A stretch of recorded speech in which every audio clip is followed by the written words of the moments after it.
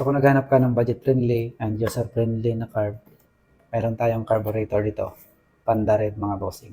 Sa mga interesado rin subukan yung performance nito, ito yung ating carb mga bossing.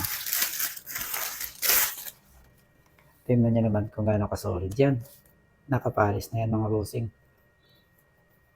Ayan. So, tingnan natin yung kanyang piston para makita nyo din talaga kung gaano ka-solid yung kanyang piston at hindi siya basta-basta na magagasgas mga bossing. Ayan.